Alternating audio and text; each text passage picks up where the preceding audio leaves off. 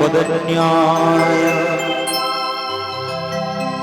कृष्ण प्रेम प्रदायते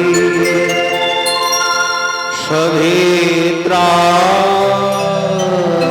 समुद्राय सकलत्रायते नमो नमः।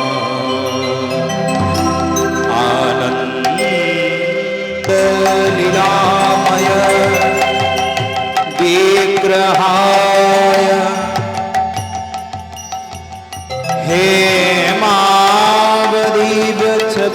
सुन्दराय तस्मै महाप्रेमरसप्रदाय चैतन्यचन्द्राय नमो नमः।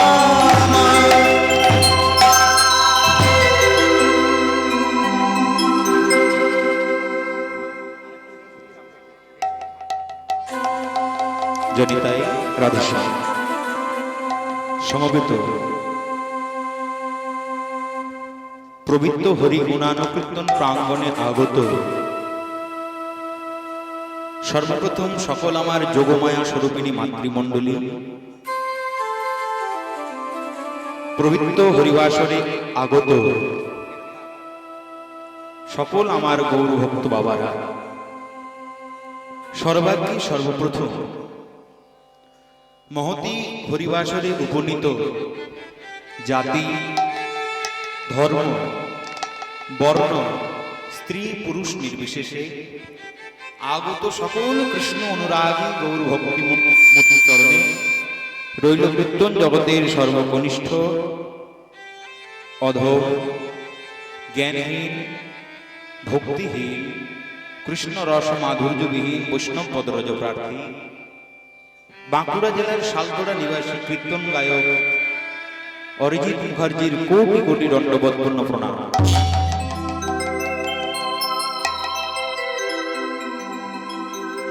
তৎসহ আমার ক্ষুদ্র কীর্তন সম্প্রদায়ের পক্ষ থেকে আগত সকল কৃষ্ণ অনুরাগী ভক্তিমতী মায়েদের চরণে রইল কোটি কোটি দণ্ডবৎপূর্ণ প্রণাম।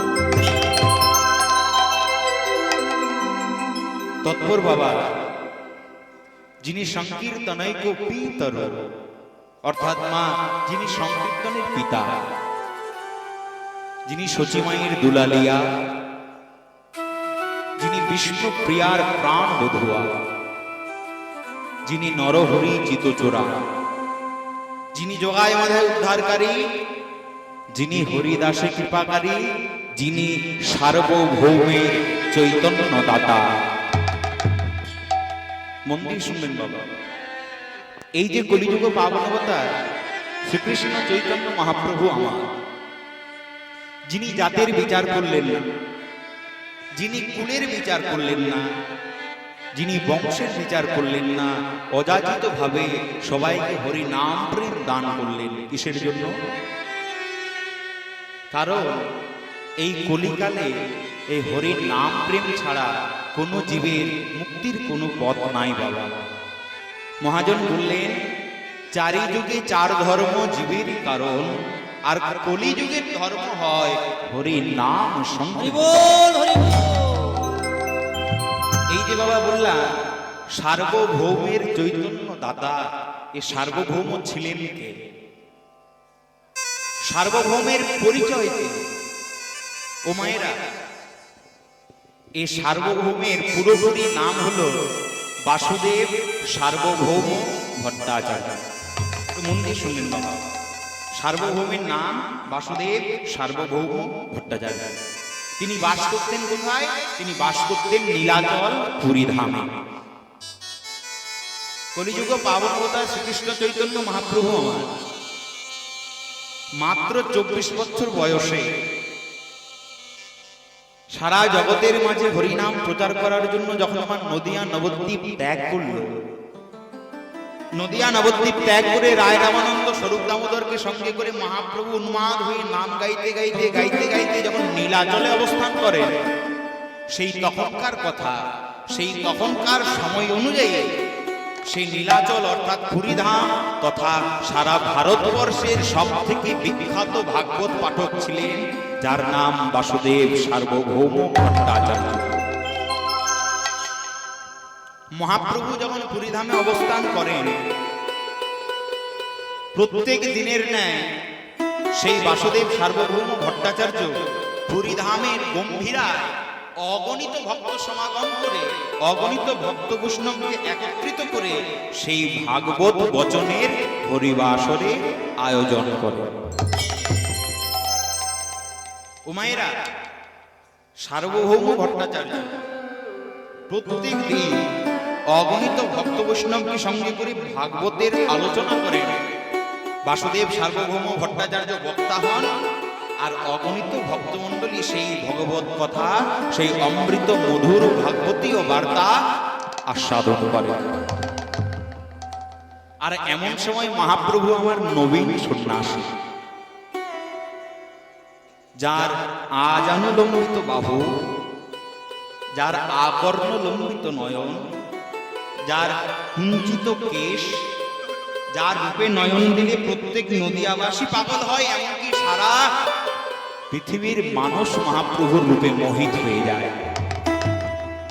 সেই মহাপ্রভু তখন সেই পুরীধামে নবীন সন্ন্যাসী হিসাবে গিয়ে হরি নাম প্রেমের নেশায় মত্ত। আর এইদিকে প্রত্যেক দিন বাসুদেব সার্বভৌম বিকেল হলে অগণিত ভক্ত বৈষ্ণবকে সঙ্গে করে ভগবত কথার আসর বসায়। আর মহাপ্রভু নবীন সন্ন্যাসী, যে কৃষ্ণ ভক্ত হবে বাবা, তাতে 100 কিলোমিটার দূরেও হয় যদি কৃষ্ণ নাম, সেই কৃষ্ণ নাম যদি কৃষ্ণ ভক্তের কানে একবার আসে, সে আর বাড়িতে থাকতে পারে না। মহাপ্রভু যখন শুনতে পেল পুরীধামে থাকতে থাকতে যে পুরীধামের মধ্যে একজন ভাগবত পাঠক, যার নাম বাসুদেব সার্বভৌম ভট্টাচার্য, তিনি প্রত্যেক দিন ভগবত কথার আসর বসান, আমাকেও আজকে দিতে হবে। মহাপ্রভু হঠাৎ করে একদিন সেই ভাগবতীয় আসরে গিয়ে বসেছে। আর বাসুদেব সার্বভৌম যখন ভাগবত পাঠ করত বাবা, তার একটা নিয়ম ছিল। কি নিয়ম জানেন? যে প্রত্যেক দিন ভগবত কথা বলতো, অগণিত ভক্ত বৈষ্ণব শুনতো, ভগবত কথা শেষ, সবাই যখন বাড়ি চলে যায়, এমন সময় বাসুদেব সার্বভৌম সেই অগণিত ভক্ত বৈষ্ণবের মাঝে কাউকে না কাউকে ডাকে, বলে শোনো শোনো, আমার ভাগবত পাঠ বুঝতে পেরেছো তো? প্রত্যেক দিন এমন একটা প্রশ্ন করতো সবাইকে, যাকে না যাকে ডাকতো এই প্রশ্নটা করতো।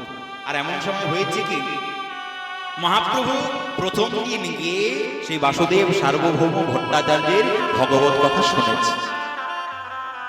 যেই না বাসুদেব সার্বভৌমের ভগবত বার্তা শুনেছে, মহাপ্রভু কিচ্ছু বলেনি।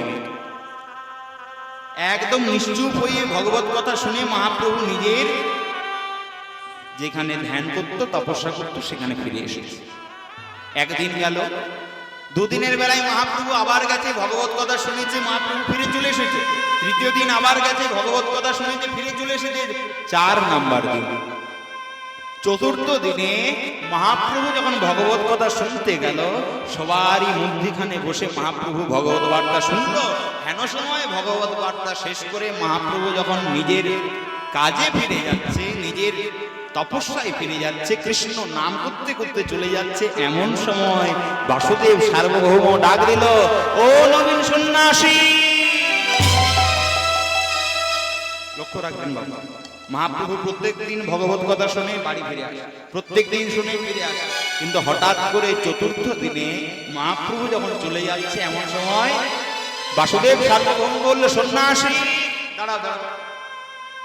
যেই না সন্ন্যাসীকে দাঁড়াতে বলেছে, এটাই তো বৈষ্ণবের লক্ষ্য। সঙ্গে সঙ্গে মহাপ্রভু দুটি হাত জোড় করে বলল, প্রভু কিছু বলবেন? আমাকে কিছু বলার আছে আপনার? বাসুদেব সার্বভৌম বলছে, ও নবীন সন্ন্যাসী, তোমার এমন রূপখানা চেহারা দিয়েছে ভগবান, সেই রূপে নয়ন দিলেই তো সবাই একদম মোহিত হয়ে যায়। কিন্তু আমি একটা কথা জিজ্ঞেস করতে চাই। হ্যাঁ গো সন্ন্যাসী, আজ দেখছি 3-4 দিন হলো তুমি ভগবত কথা শুনতে আসছো আর চলে যাচ্ছ, আসছো আর চলে যাচ্ছ, আমার জিজ্ঞাসা করা হয়নি। বলি, নবীন সন্ন্যাসী, তুমি যে ভগবত কথা শুনতে আসো, এই ভগবত কথা শুনে কি তোমার কিছু উপলব্ধি হয়েছে? এই ভগবতীয় বার্তা তোমার কানে যখন প্রবেশ করেছে, তুমি কি কিছু বুঝতে পেরেছো? তোমার কিছু চেতনা এসেছে? মহাপ্রভু সঙ্গে সঙ্গে দুটি হাত জোড় করেছে। দুটি হাত জোড় করে বলছে, প্রভু অপরাধ মার্জনীয়। কি বলছো? হ্যাঁ প্রভু, অপরাধ ক্ষমা করবেন। তুমি কি কিছু ভাগবত কথা বুঝতে পেরেছো? মহাপ্রভু বলছে, প্রভু গো, আপনি ভাগবত পাঠ করেন ঠিক, কিন্তু আপনার ভাগবত পাঠের মধ্যে আমি কিচ্ছু বুঝতে পারিনি। কি বললে? তোমার এত বড় আস্পর্ধা? বুঝেছি বুঝেছি, কম বয়স তো, সন্ন্যাসী হয়েছে, সন্ন্যাসের মর্ম জানো না, সাজতে শিখেছ, সন্ন্যাসী হতে পারোনি তুমি। মহাপ্রভু বলছে, কি বলছো? হ্যাঁ, তুমি আমার মতন একজন ভাগবত বক্তাকে বলে দাও যে আমার ভাগবত পাঠ কিছু বুঝতে পারো না। আমি এই পুরীধাম তথা সারা বাংলার সবথেকে বিখ্যাত ভাগবত পাঠক, আর তুমি কিনা আমার ভাগবত পাঠ বুঝতে পারো না। কারণ কি? কি কারণ? মহাপ্রভু বলছে, কি কারণ? আপনি ভাগবত পাঠ করেন ঠিক প্রভু, কিন্তু আপনার ভাগবত পাঠের মধ্যে একটা ভাব লুকিয়ে আছে, সেই ভাবটা হলো অহম ব্রহ্মস্মি। সেই ভাবটা কি? অহম ব্রহ্মস্মি, মানে আমি হলাম ব্রহ্ম। মহাপ্রভু যেই না দুটি হাত জোড় করে সেই ভাগবত বক্তাকে বলছে, বাসুদেব সার্বভৌম শোনো, তুমি ভাগবত পাঠ করো ঠিক, কিন্তু তোমার ভাগবত পাঠের মধ্যে অহম, অহমিকা, আমিত্বর ভাব আছে, আর সেই আমিত্বর ভাব নিয়ে তুমি ভক্তের হৃদয়ে প্রবেশ করিয়ে দিতে চাও যে তুমিই হলে ব্রহ্ম। কিন্তু সকল ভক্ত যদি মানতে পারে তুমি ব্রহ্ম, কিন্তু আমি মানি না, আমি মানি না তুমি ব্রহ্ম। বাসুদেব সার্বভৌম সঙ্গে সঙ্গে ক্রোধান্বিত হয়ে বলল, কি বললে সন্ন্যাসী? তোমার এত বড় আস্পর্ধা, তুমি আমাকে অপমান করো?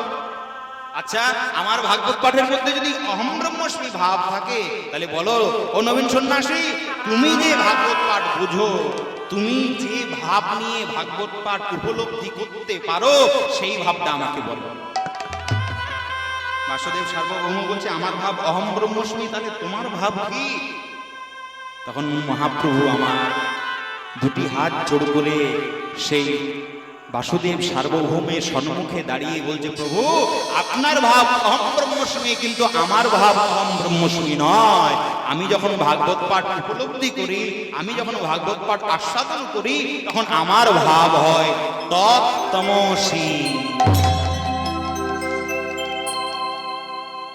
মহাপ্রভু বলছে, আমার ভাব অহম ব্রহ্মস্মি, মানে আমি ব্রহ্ম, সেটা আমার ভাব নয় প্রভু, কিন্তু আমি যখন ভাগবত পাঠ উপলব্ধি করি, আমি যখন ভাগবত পাঠ আস্বাদন করি, তখন আমার ভাবটা থাকে তৎতমসি। ও মায়েরা, তৎতমসি মানে মহাপ্রভু বোঝাতে চাইল, প্রভু গো, আমি ব্রহ্ম হতে চাই না, আমি সনাতন হতে চাই না, আমি ঈশ্বর হতে চাই না, আমার একটাই ভাব, আমি তার মতো হতে চাই, আমি তাকে অনুসরণ করতে চাই। আমি যদি ব্রহ্ম হয়ে যাই, আমি যদি সনাতন হয়ে যাই, আমি যদি ভগবান হয়ে যাই, তাহলে জগতের বিশ্ব ব্রহ্মাণ্ডের মালিকের কি হবে? আমার ভাব তৎতমসি।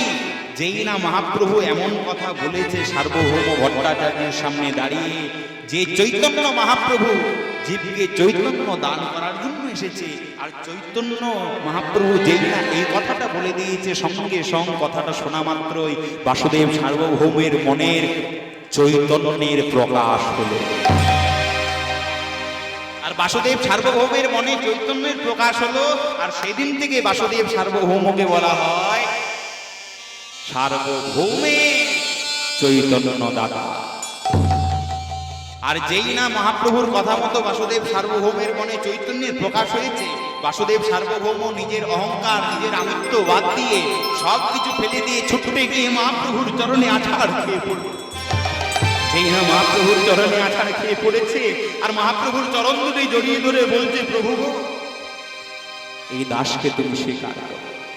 চরণ দুটি আছাড় খেয়ে পড়ে জড়িয়ে ধরে বলছে, প্রভু আমায় চরণ ছাড়া,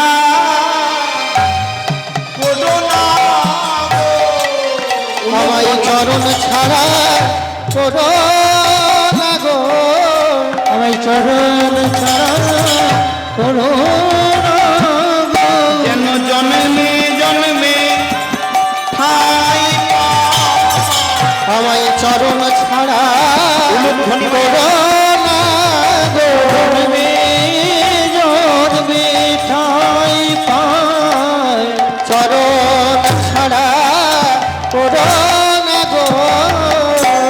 কলিযুগ পাবনবতা শ্রীকৃষ্ণ চৈতন্য মহাপ্রভু, যিনি সংকল্প নিয়েছিলেন বাবা পৃথিবীতে আছে যত নগরাদি গ্রাম। ও মায়েরা মন দিয়ে শুনবেন, কলিযুগের ভগবান যিনি শচীগর্ভ সিন্ধু মাঝে অবতীর্ণ হল, আর অবতীর্ণ হয়ে একটাই সংকল্প নিয়েছিল মা, কি না পৃথিবীতে আছে যত নগরাদি গ্রাম সর্বত্র প্রচার করব আমি মধুর কৃষ্ণ নাম।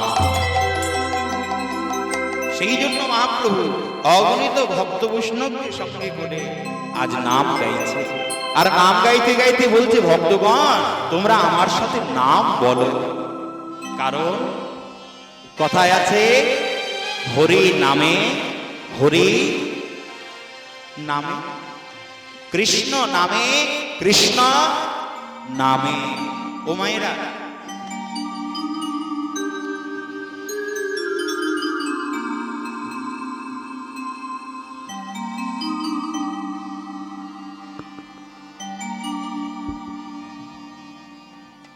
সবাই মিলে বলুন নিতাই গৌর হরি হরি বল হরি বল। ও মায়েরা, এই যে রাত্রিবেলায় ঠান্ডা জেগে এত সুন্দর একটা মনোরম পরিবেশে আপনারা হরিনাম শুনতে এসেছেন, এই হরিনাম যাতে বিফলে না যায় বাবা। ও মা, এই যে নিতাই গৌর সেবাশ্রম, এখানের যে বাবাজি আমার অত্যন্ত প্রিয় মানুষ, আমি অত্যন্ত শ্রদ্ধা করি তাকে। তারপর না বললেই পাচ্ছি না, আমি যখন এলাম আমার বাড়ি তোমার শালতলায়, আমি শালতলার দিকে যখন এলাম ওখানে বসে আছেন আমার বাবাজি ভাগবত পাঠ করছেন, এত সুন্দরভাবে পাঠ করলেন, আমি অনেকক্ষণ বসে শুনলাম। এই এত সুন্দর জায়গায় এসে যদি সংসারের চিন্তা করেন মা, তাহলে কিন্তু কৃষ্ণ কৃপা হবে না। কারণ মহাজন বলেছে কৃষ্ণ ভজনের তরে সংসারেতে আইনু, আর মিছে মায়ায় বদ্ধ হয়ে বৃক্ষ সম হইল। আমরা যখন মা মাতৃগর্ভে ছিলাম,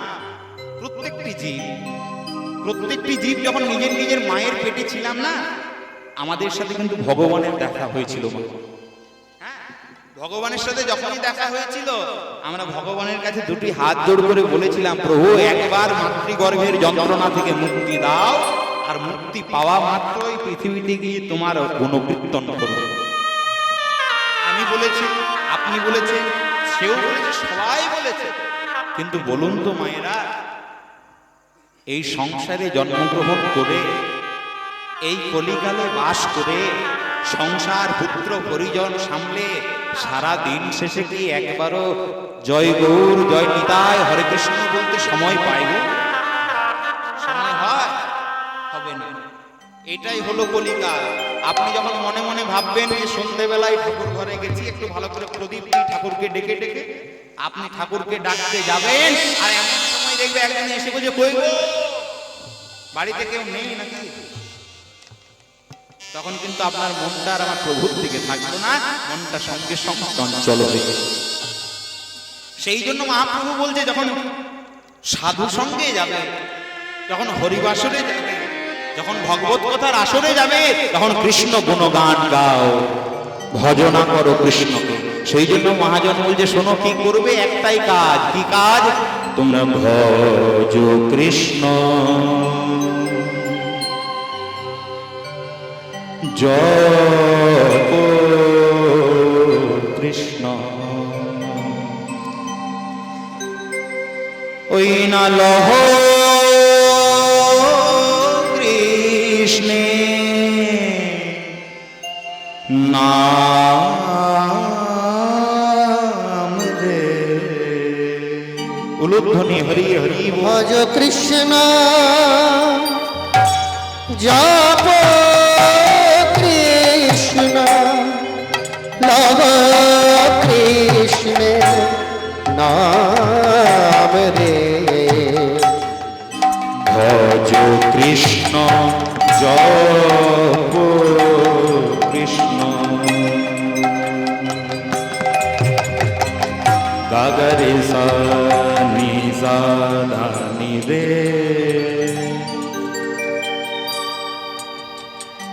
রে গা মা পা গা মা রে গা রে সা। জানি না এই যে এত সুন্দর একটা মহাজনের লেখা গান আস্বাদন করছি, এই গানটি যে রাগের উপর আছে বাবা, সেই রাগটির নাম হলো জয় জয়ন্তী রাগ। যারা একটু গান বাজনা করেন একটু বুঝে যাবেন সেই রাগটির চলন কেমন। গাগারে সানি ধানি রে রে গামা পা গামা রে গারে সা নিদা পা সানিদা পা মা পা গামা রে গারে সা। ভজ কৃষ্ণ জপ কৃষ্ণ লহ কৃষ্ণের নাম রে। ভজ কৃষ্ণ কব কৃষ্ণ লব কৃষ্ণের নাম রে। ভজ কৃষ্ণ জপ কৃষ্ণ কৃষ্ণ নামে নামে নামে নামে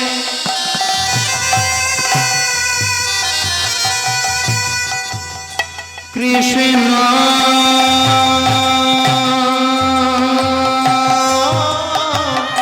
নামে। ভালো করে শুনবে, আমার কথা নয়।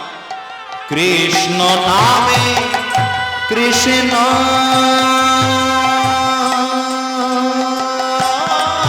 নামে হরি নামে নামে নামে নামে হরি নামে। কৃষ্ণ নামে নিতাই গৌর হরি হরি ও। কৃষ্ণ নামে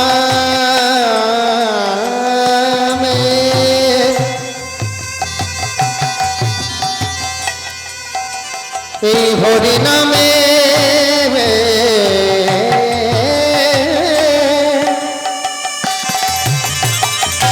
হরি নামে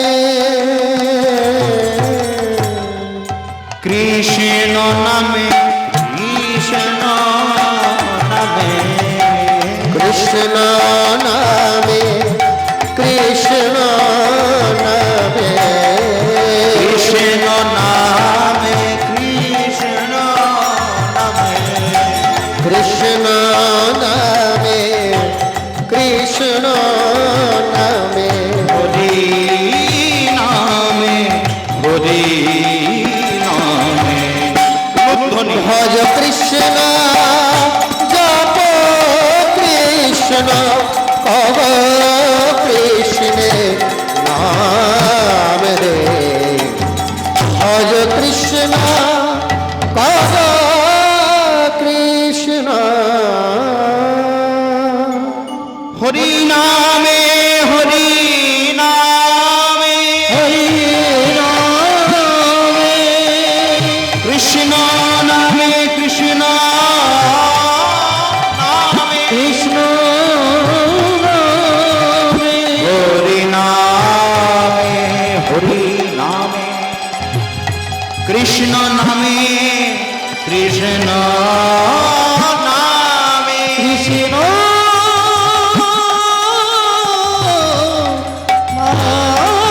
নামে